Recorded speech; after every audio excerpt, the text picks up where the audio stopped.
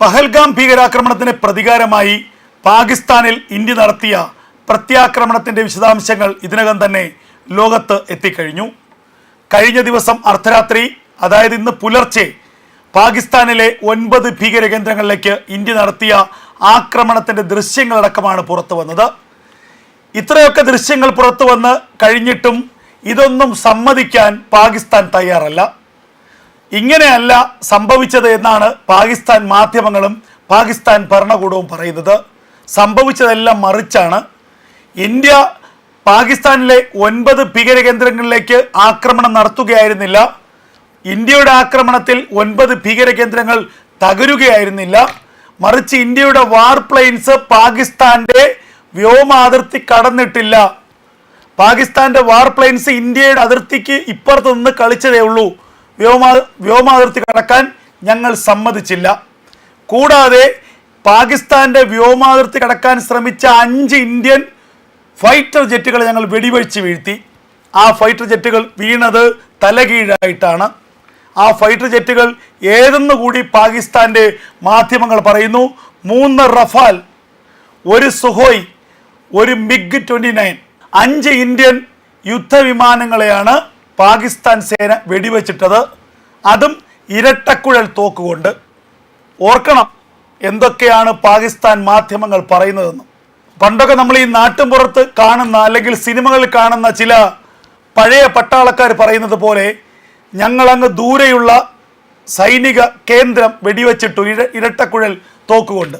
അതിന് സമാനമായ വീമ്പടിയാണ് പാകിസ്ഥാൻ മാധ്യമങ്ങൾ ഇപ്പോഴും ഈ 21ാം നൂറ്റാണ്ടിലും എല്ലാത്തിനും ഡിജിറ്റൽ തെളിവുകളും ഉപഗ്രഹ ചിത്രങ്ങളും ഉപഗ്രഹ വീഡിയോയും വരെ കിട്ടുന്ന ഈ കാലഘട്ടത്തിൽ പാകിസ്ഥാൻ പറയുന്നത് ഇന്ത്യയുടെ 5 വാർ പ്ലെയിൻസ് അടിച്ചു വീഴ്ത്തിയെന്നാണ്.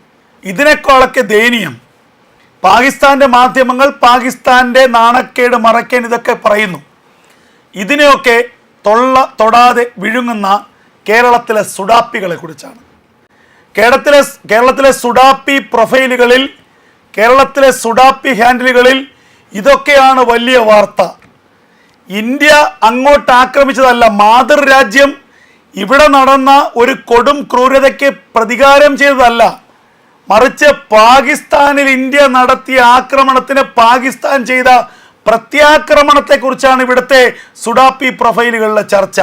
ഓർക്കണം, ഇവനെയൊക്കെ ഈ രാജ്യത്ത് വച്ച് പുറപ്പിക്കേണ്ട കാര്യമുണ്ടോ?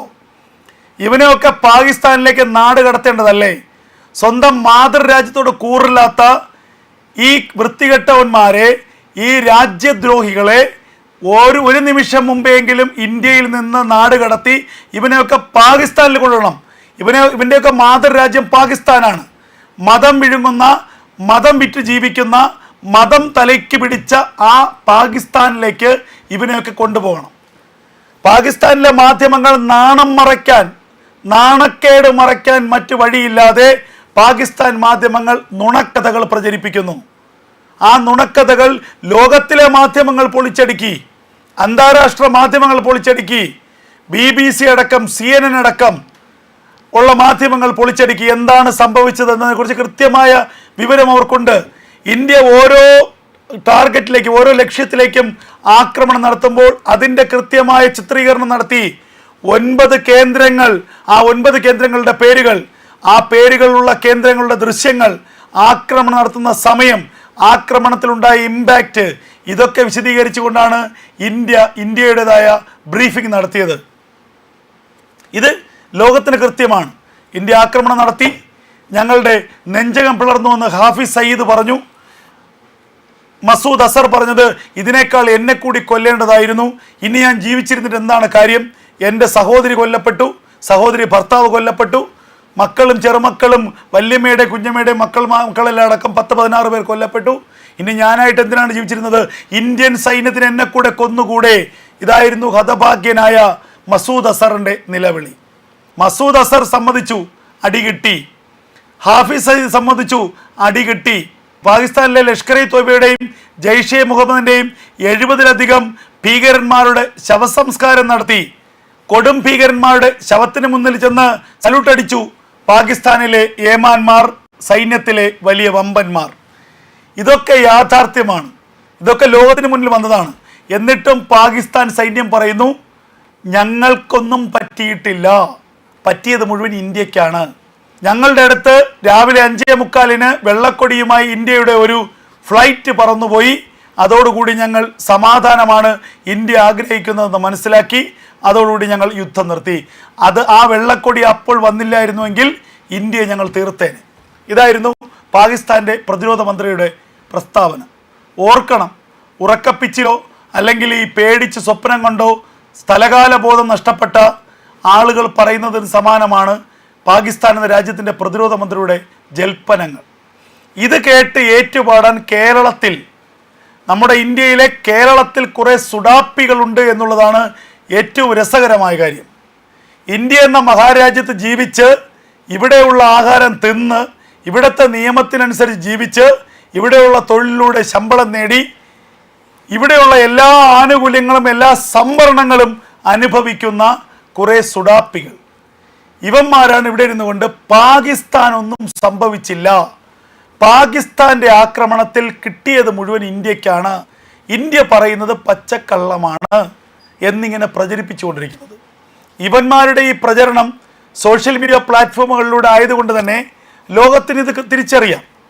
അന്താരാഷ്ട്ര മാധ്യമങ്ങൾ പറയുന്നുണ്ട് ഒരു രാജ്യത്തിരുന്നു കൊണ്ട് ആ രാജ്യത്തിനെതിരെ പ്രവർത്തിക്കുന്ന കുറേ എണ്ണം സോഷ്യൽ മീഡിയ പ്ലാറ്റ്ഫോം കൈകാര്യം ചെയ്യുന്നു. അത് ഇന്ത്യയിലാണ്, ഇന്ത്യയുടെ ഒരു ഭാഗമായ കേരളത്തിലാണ്. ഇതുപോലും വാർത്തയായി കഴിഞ്ഞിരിക്കുന്നു. കേരളത്തിൽ നിന്നുകൊണ്ട് ഈ തെമ്മാടികൾ, ഈ രാജ്യദ്രോഹികൾ നടത്തുന്ന ഈ കുൽസിത പ്രവർത്തനങ്ങൾ അതുപോലും അന്താരാഷ്ട്ര മാധ്യമങ്ങൾ വാർത്തയാക്കുകയാണ്.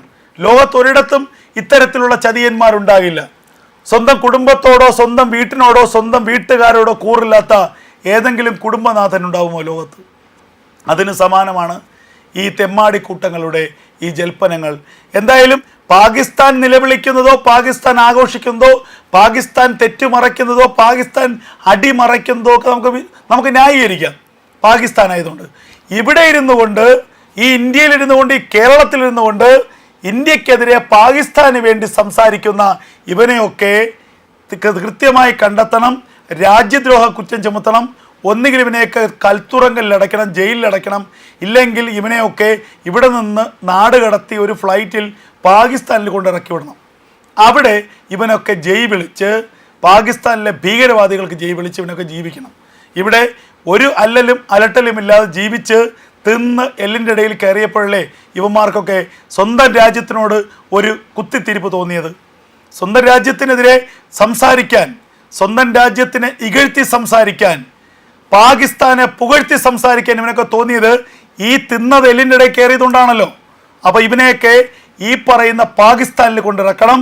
എന്നിട്ട് പാകിസ്ഥാനിലെ ഭീകരന്മാർ ഇവനെയൊക്കെ ഇന്ത്യയുടെ അതിർത്തി കൊണ്ടുവിട്ട് ഇവനെയൊക്കെ മനുഷ്യ കവചമാക്കും. അപ്പോൾ ഇന്ത്യയുടെ സൈന്യത്തിൻ്റെ വെടിയുണ്ട കൊണ്ട് അരിപ്പയായി മാറുമ്പോഴേ ഇവനും ഇവൻ്റെയൊക്കെ കുടുംബത്തിന് മനസ്സിലാകൂ എന്താണ് രാജ്യസ്നേഹം, എന്താണ് രാജ്യദ്രോഹം, എന്താണ് നമ്മൾ ചെയ്യേണ്ടത്, ഒരു നാട്ടിനോട്, ഒരു ജനതയോട് കാണിക്കേണ്ട കൂറെന്താണ്. മതമല്ല വലുത്, രാജ്യമാണ് വലുത് എന്ന് ചിന്തിക്കേണ്ടത് അപ്പോഴാണ്.